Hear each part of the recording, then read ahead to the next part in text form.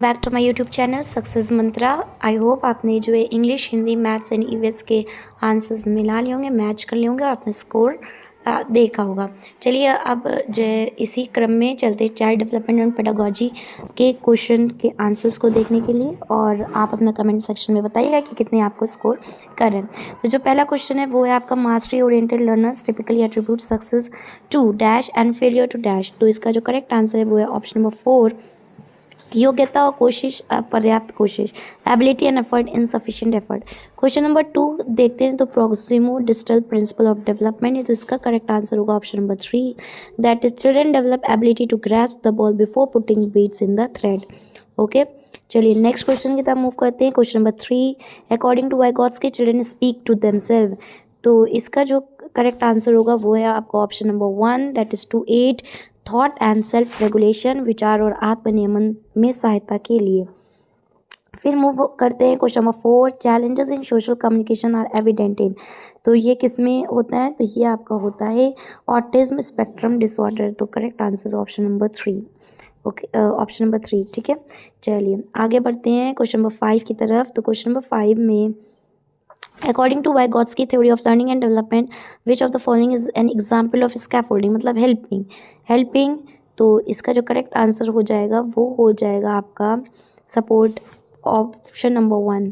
Okay, तो option number 1 is the correct answer. जी हाँ। फिर उसके बाद है डिस्ग्राफिया। तो डिस्ग्राफिया आपका होते हैं difficulties in reading, that is option number 2, लिखित कार्य को चुनौती देना।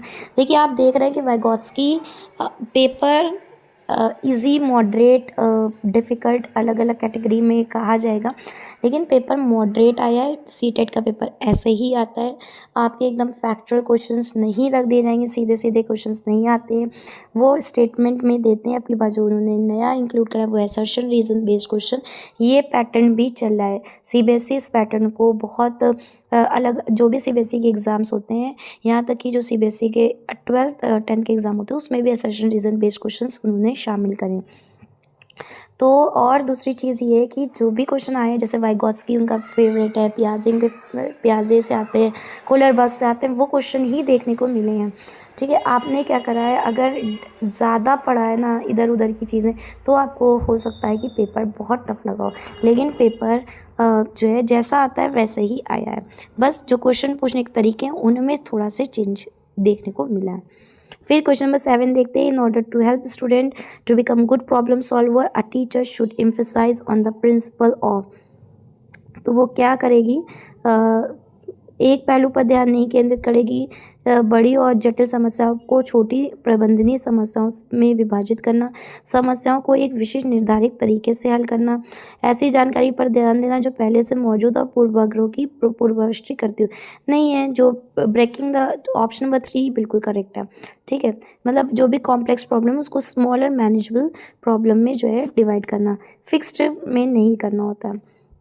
फिर हम क्वेश्चन नंबर 8 की तरफ देखते हैं। Teacher should use multi sensory material to cater to the needs of the student in an inclusive classroom. ठीक है, inclusive classroom should adopt standardisation of the curricular material as well as assessment strategy. जी नहीं, तो assertion true है पर reason false है।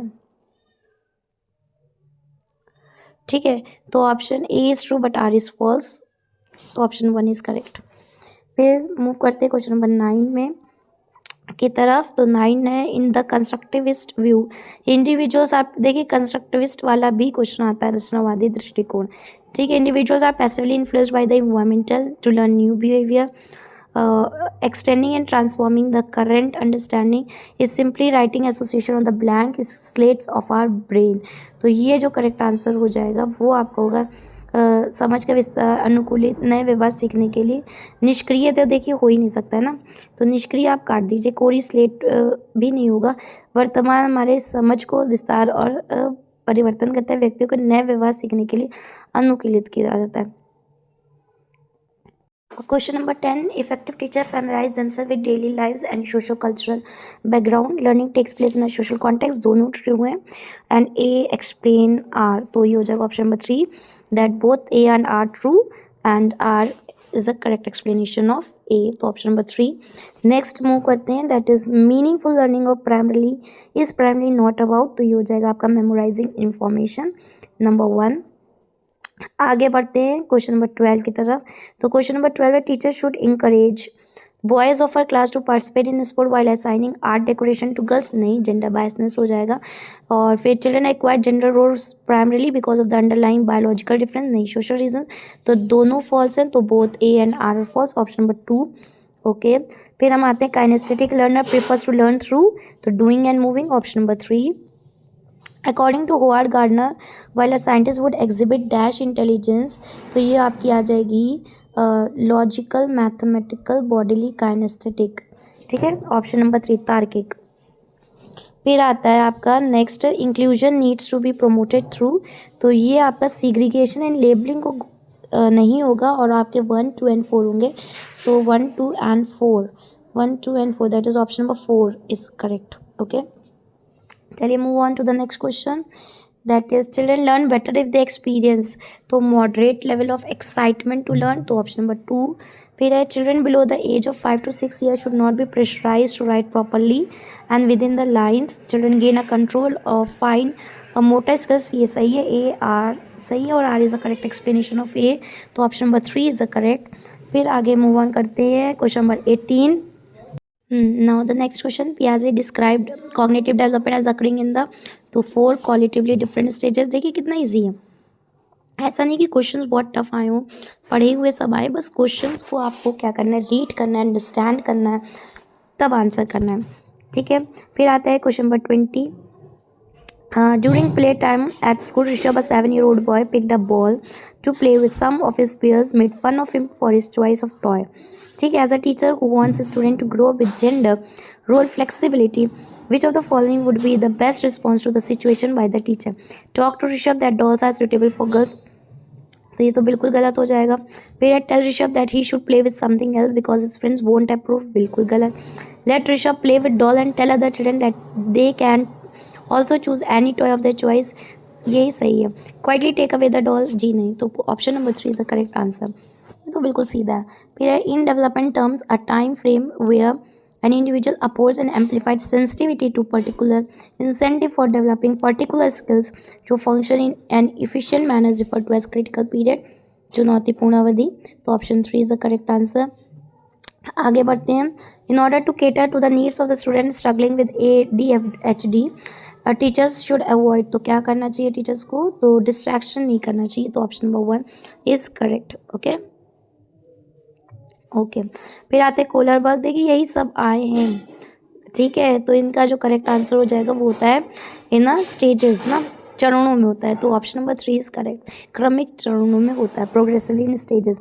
फिर एक लेवल ऑफ कोलर बग, फिर मॉडल डेवलपमेंट आया है, individuals ethical behaviour mainly depends on the mind set that what do people think of me, तो ये होता है आपका पारंपरिक, कन्वेंशनल, तो ऑप्शन 4 इज करेक्ट, कन्वेंशनल, पारंपरिक। फिर आता है जीन पियाजे, a child who is unable to understand the logic behind the simple, तो ये हो जाएगा आपका इरिवर्सिबिलिटी, ऑप्शन नंबर 2। चलिए आगे देखते हैं, लास्ट क्वेश्चन है, teacher should distance himself from student and place primary responsible for learning on them only, no, गलत है। Learning takes place effectively in an authoritative, दोनों ही गलत है, तो ऑप्शन दोनों ए आर गलत है, option number 2 is the correct answer. ठीक है, आई होप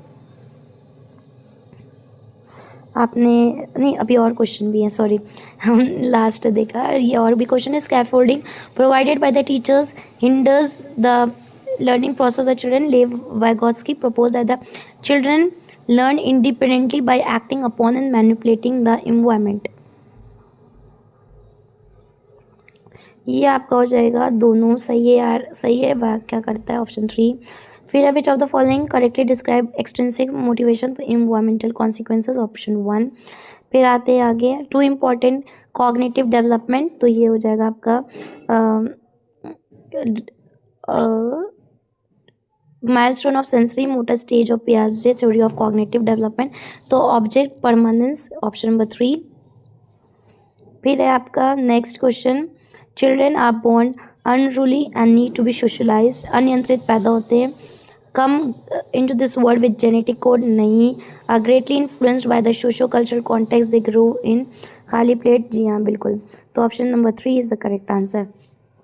आई होप आपने जो है सारे क्वेश्चंस देख लिए होंगे और मिला भी लिए होंगे, और आप कमेंट सेक्शन में बता सकते हैं कि आपका टोटल स्कोर कितना बन रहा है आउट ऑफ 150। और अगर आपके मार्क्स 90 से 88 के रेंज में भी हैं तो अभी आपको डिसअपॉइंट नहीं होइएगा। अभी सीटेट के आंसर की का वेट करिए। सीटेट की जब आंसर की आ जाएगी तो आपको एक्चुअल स्कोर पता चलेगा कि इसको वो करेक्ट आंसर मानते हो सकता है आपके 88 आ रहा हो, फिर आपके 92 हो जाए।